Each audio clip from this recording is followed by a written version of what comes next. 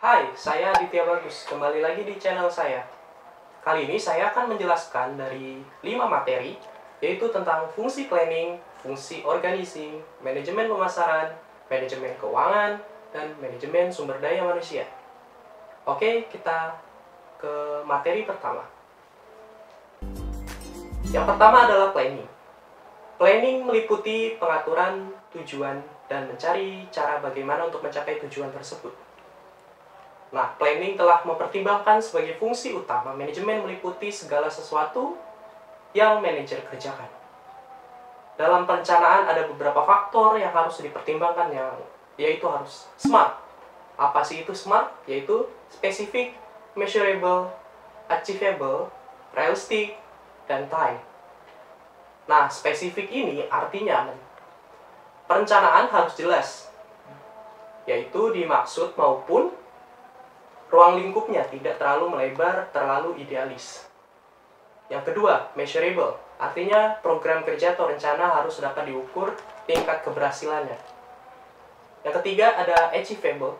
Artinya dapat dicapai, jadi bukan hanya angan-angan.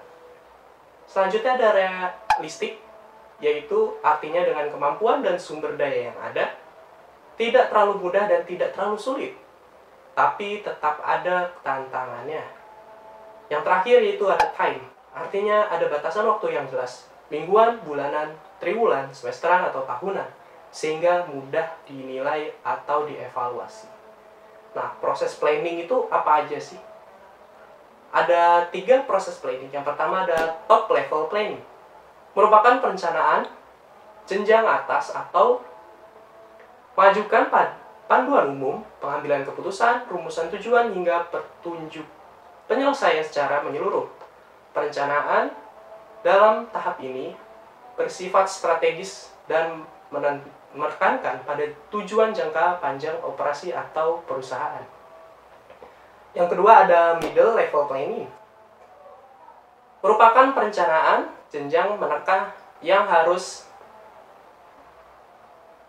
dalam penyiapan berbagai teknik yang akan ditempuh untuk mewujudkan rencana dan tujuan. Perencanaan tahap ini berada pada level manajemen menengah yang bersifat lebih administratif. Yang ketiga yaitu top level planning, merupakan perencanaan jenjang bawah yang mengacu pada aktivitas operasional perusahaan. Umumnya perencanaan ini jenjang bawah diambil alih oleh manajemen pelaksanaan dan lebih berfokus pada bagaimana cara menghasilkannya. Kita lanjut ke materi kedua, yaitu organizing. Nah, organizing itu apa? Organizing adalah proses dalam memastikan kebutuhan manusia dan fisik setiap sumber daya tersedia untuk menjalankan rencana dan mencapai tujuan yang berhubungan dengan organisasi. Organizing juga meliputi penugasan setiap aktivitas, membagi pekerjaan dalam setiap tugas yang spesifik, dan menentukan apa aja dan siapa saja yang memiliki hak untuk mengerjakan beberapa tugas. Adapun unsur dari fungsi organizing terdapat 3. Yang pertama, adanya kegiatan yang diorganisir dilakukan semata-mata untuk mencapai tujuan. Yang kedua, adanya implementasi dan rencana kegiatan yang telah ditetapkan. Yang ketiga, yaitu pengarahan sekelompok individu untuk saling bekerja sama. Nah, adapun kegiatan dari fungsi organizing untuk mewujudkan fungsinya perorganisasian baik, adapun beberapa kegiatan yang harus dilakukan, yaitu pertama menyeleksi atau merekrut dan memberikan pelatihan. Yang kedua, menyesuaikan posisi tenaga kerja yang sesuai dengan kemampuan mereka. Yang kedua, menyusun dan menempatkan tugas serta mengalokasi tenaga kerja sesuai prosedur. Yang keempat, menentukan struktur perusahaan sesuai dengan tanggung jawab dan garis kewenangan. Nah, manfaatnya apa aja? Adapun beberapa manfaat seperti tugas yang dijalankan dengan spesialisasi masing-masing. Yang kedua, adanya transparansi pembagian tugas yang jelas. Yang ketiga, ada pembagian tugas yang disesuaikan dengan kondisi perusahaan. Yang keempat, adanya setiap tenaga kerja paham akan tugasnya masing-masing. Yang kelima, adanya manajer profesional sebagai pihak utama koordinasi seluruh kegiatan. Nah, adapun manfaat dari fungsi organizing dalam manajemen, yaitu membantu mempermudah koordinasi, membantu membagi tugas, membantu dan membuat setiap bagian perusahaan. Selanjutnya ada mempermudah pengawasan, ada lagi memaksimalkan manfaat spesialisasi, mengidentifikasi biaya atau anggaran, membantu mewujudkan hubungan yang rukun antar individu. Oke, kita selanjutnya ke materi yang ketiga, yaitu manajemen pemasaran. Nah, saya ambil dari definisi menurut William J. Stanton, yaitu suatu sistem keseluruhan dari kegiatan usaha yang ditunjukkan untuk merencanakan, menentukan harga, mempromosikan, dan mendistribusikan barang dan jasa yang dapat memuaskan kebutuhan baik kepada pembeli yang ada maupun pembeli potensial. Adapun beberapa tujuannya utama dari manajemen pemasaran adalah sebagai berikut. Yang pertama ada jangka pendek. Nah, artinya apa? Jangka pendek ini tujuan jangka pendek bagi perusahaan, yaitu untung secepat mungkin. Artinya dapat menutup semua biaya-biaya produksi yang digunakan, dan jika ada kelebihan maka dikatakan laba. Selanjutnya ada jangka menengah.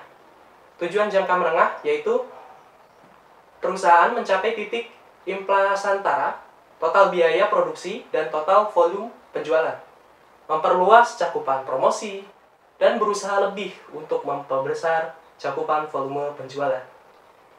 Ada lagi jangka panjang. Jangka panjang ini untuk perusahaan yang mempertahankan para pelanggan setia agar tetap loyal dengan produknya mereka. Antara lain seperti produk inovatif, kreatif, dan bergaya guna, serta lebih memberikan potongan harga khusus bagi pelanggan. Selain menetapkan tujuan pemasaran, pemilihan strategi sarana pemasaran juga menentukan berhasil atau tidaknya tujuan tersebut. Nah, fungsinya apa aja? Yang pertama ada fungsi pertukaran. Nah, konsep pertukaran ini berkaitan dengan pemindahan kepemilikan barang suatu ke pihak lain dalam suatu sistem pemasaran. Sebagai contoh, ada pedagang, distributor, atau agen akan memperoleh keuntungan atas jasa mempertemukan penjual dan pembeli. Mereka terlibat dalam kegiatan pemasaran. Adapun fungsi pertukaran manajemen pemasaran dibagi menjadi dua, yaitu fungsi pembelian dan fungsi penjualan. Selanjutnya ada fungsi bisnis. Apa sih itu fungsi bisnis? Yaitu fungsi yang manajemen pemasaran fokuskan kepada penggunaan waktu, lokasi, dan bentuk. Kegunaan tersebut ditambah pada suatu produk ketika produk tersebut diangkut menjadi beberapa fungsi lainnya, yaitu fungsi pengangkutan, fungsi penyimpanan, dan fungsi pemrosesan. Yang ketiga ada lagi, yaitu fungsi penyedia sarana. Nah, fungsi ini adalah kegiatan yang mampu memperlancar kegiatan operasional pemasaran. Beberapa fungsi penyedia sarana adalah sebagai berikut. Nah, misalnya ada informasi pasar. Informasi pasar yaitu hal yang sangat diperlukan oleh perusahaan karena kondisi perdagangan secara umum yang berkaitan dengan produk, harga jual, dan situasi keseluruhan informasi pasar dapat diperoleh berbagai sumber seperti internet, media massa atau cetak, pemerintah, maupun pihak swasta.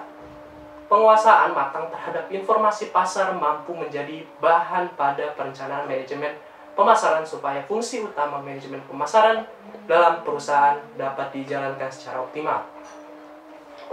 Nah, selanjutnya ada penanggulangan risiko.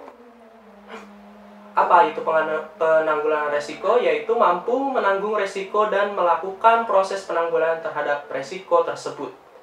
Selanjutnya, standarisasi dan grading. Proses standarisasi dilakukan untuk memudahkan produk untuk dijual atau dibeli. Sedangkan grading adalah kegiatan untuk pengklasifikasian atau pengolahan produk ke dalam beberapa kelompok dengan kualitas yang berbeda. Nah, selanjutnya ada pembiayaan. Tiap kegiatan pada fungsi pemasaran memerlukan modal seperti keperluan mesin dan fungsi pemrosesan, pergudangan dan fungsi penyimpanan pada manajemen pemasaran, transportasi, pada fungsi pengangkutan, dan lain-lain. Selanjutnya kita akan ke materi keempat, yaitu manajemen keuangan. Nah, pengertiannya apa? Manajemen keuangan yaitu manajemen pemasaran merupakan suatu kegiatan yang menawarkan produk kepada konsumen dengan mempertimbangkan perencanaan, penganalisan, pelaksanaan dan pengawasan sehingga mendatangkan hasil berupa sesuai yang diharapkan. Nah, berikut adalah beberapa fungsi utama dari manajemen keuangan, yaitu penganggaran dan perencanaan keuangan. Yang kedua adalah pengelolaan kas. Yang ketiga adalah pengelolaan investasi. Yang keempat ada pembiayaan. Kelima ada pengendalian biaya. Yang keenam ada analisis kinerja keuangan. Yang ketujuh adalah manajemen risiko keuangan. Nah, manajemen risiko keuangan itu ya meliputi pengukuran dan pengelolaan risiko keuangan yang dihadapi perusahaan seperti risiko pasar, risiko kredit, dan risiko operasional. Nah, adapun beberapa prinsipnya yaitu sebagai berikut. Yang pertama ada prinsip kehati-hatian atau prudence. Nah, keputusan keuangan harus didasarkan pada informasi yang akurat dan dapat diandalkan serta mempertimbangkan kemungkinan risiko dan ketidakpastian yang terkait dengan keputusan tersebut. Yang kedua, adanya prinsip kemandirian. Manajemen keuangan harus memiliki kemandirian untuk membuat keputusan keuangan yang tepat tanpa campur tangan dari pihak lain yang tidak memiliki kewenangan dan masalah keuangan di perusahaan.